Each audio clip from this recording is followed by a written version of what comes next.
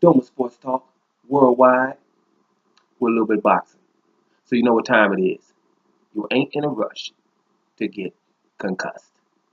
Now, I'm definitely extremely late to the party on this one. But like I say, the party ain't over, right? There's a few things you have to still mention, right? And I'm feeling a little feisty because I got the news about the Povetkin fight, right? So I'm feisty. I was going to probably let this one slide, but I'm not right now. Listen, you had a lot of fights last weekend. I hope you guys have recovered from all those fights. It was a lot of fights to catch up on. A lot of good things happening in all weight divisions. But the best punch of the day was in a fight that I didn't even mention, right? Now, I knew about it and I've seen it, but I didn't mention it because that's so much boxing. I thought you might your head might blow up or something. There's too much boxing.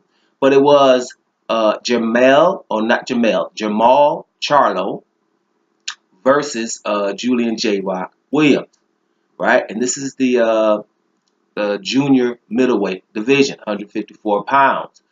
Best punch of the weekend. Guys, get on YouTube, find that fight, and then you'll see what I'm talking about. I've never seen a fight ended with a nice right uppercut. Spoiler alert, I had to just tell you because it's a lot of information coming your way, but you have to check that out. Now, both of those fighters were undefeated young lions going at each other, right, in the 154-pound division, right? So the thing that I'm a little bit irked by, right, is that what's going on now is everybody is calling each other out. Charlo, Andre, Laura, those guys. And I would prefer that all of them call out the face of boxing. The face of boxing. And that's Canelo Alvarez, right? We can't let him slide here. He's in the 154-pound division, right? And he has the WBO title that really is Demetrius Andrade's. So let's not call each other out and let him slide. If he wasn't the face of boxing, then I wouldn't even have a problem with this. But the powers to be have labeled him as the face of boxing, right? And it kind of irks a casual fan when you have 1,000 weight divisions and he picks one in between.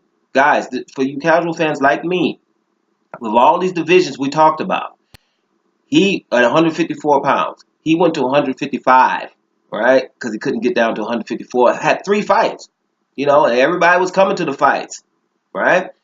And and everybody even started calling that weight Canelo weight. They labeled it Canelo weight. So he was able to get away with that because he's the face of boxing. But at some point, it was told to him, hey, dude, if you're 155, then you're officially middleweight. So the middleweight started calling him out. So long story short, he gave up the belt and went back to 154, which is not even a half a beer, right? So he went to 154, his weight division, and fought the weakest champion, Liam Smith, I'm not sure his name was, an guy from England. Sorry, I don't know your name.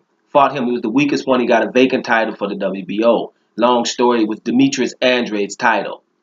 That's just a long story. It's too complicated. But he's at 154.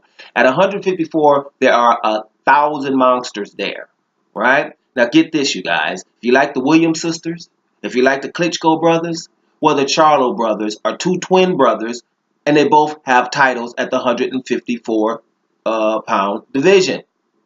2 twin brothers. That's awesome in itself. Somebody make a documentary about it. Makes no sense that these guys are not more famous than they are. So, Canelo, get one of them, right? Demetrius Andrade, undefeated, has the title that you had. They stripped him because he couldn't get a fight.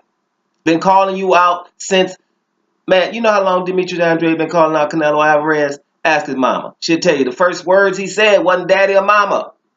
It was Canelo, Canelo. He was saying Canelo first before he said anything else. They didn't know what he meant. 20 years later, they found, oh, he was talking about this dude. He been calling him out that long, right? Been calling him out of his name, trying to do everything possible to get in the ring with him.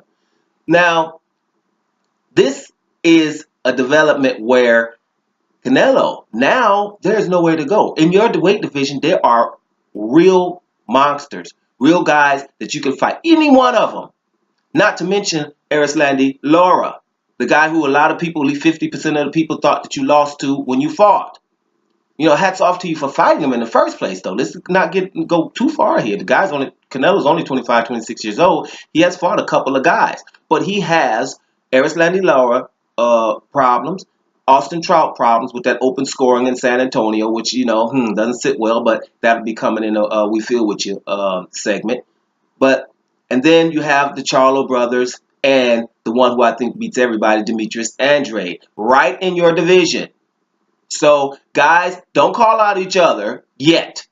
You can get to that. Let's get to the man who's the face of boxing, Canelo Alvarez, first, right? And if he goes up to 160, most of those guys are following him up. I know Erislandy Lara was trying to go to 160 to fight Golovkin. JERMALL CHARLO is trying to go up to 160 now. He's having problems making 154. So there is really nowhere to hide. So my point is the next opponent from Canelo Alvarez is very vital. Let's really keep our eye on that because the names I'm hearing, and this is my prediction. My prediction is I'm looking at him to go up to 160 and fight the weakest guy there that has a little bit of a name that really looked weak in his last fight, Billy Joe Saunders or the Sounders. Billy Joe Saunders. I predict him to fight him. I'm even hearing things of him fighting Chavez Jr. That's just ludicrous. But it could happen because basically it's just some kind of way to not fight somebody right in my division. I mean, right there in your division are 4 or 5 real good fights. Just fight either one of them. Either one of them. You can even fight Julian Williams after that loss. Somebody of significance that will give you a fight. It's not going to happen, though. I'm mentioning it anyway. I told you I'm feisty right about now, right? Or if you go to 160, it's a whole bunch of people that want to fight you up there, too. So I'm interested. And remark my words. It's going to be somebody, none of these guys. It's going to be Billy Joe Saunders probably, right? It won't even be Chris Eubank Jr. at 160. It's not going to be anybody like that. But here's my point. Fans of Canelo Alvarez, you have the power. Business is supply and demand. If there's a demand for this ludicrous shenanigans of fighting people that just, are nothing, then he will continue to do that, right? So you have the power. Make sure that you say something, especially if you're Mexican. He will listen to you. It's time to fight someone. And listen, the 154 pound division, guys, do your research, and you'll see all of those guys. All of those guys are credible opponents. All of those guys are dangerous opponents. There's nowhere to go. And if you go to 160, hey, I'm not going to even get to the Golovkin saga because I think that's on both sides, especially Golovkin, 10 million. But I don't want to get into that. We'll get into that if that occurs. Right now, it's 154. And if you go to 160, they will chase you up there. So, guys, Julian Williams, Julian J. Rock Williams versus JERMALL CHARLO. You need to check that out. Check out that nice punch. And then you see another guy that we got that can face Canelo Alvarez, the face of boxing. Y'all get it? Doma Sports Talk Worldwide. And I'm up out of here.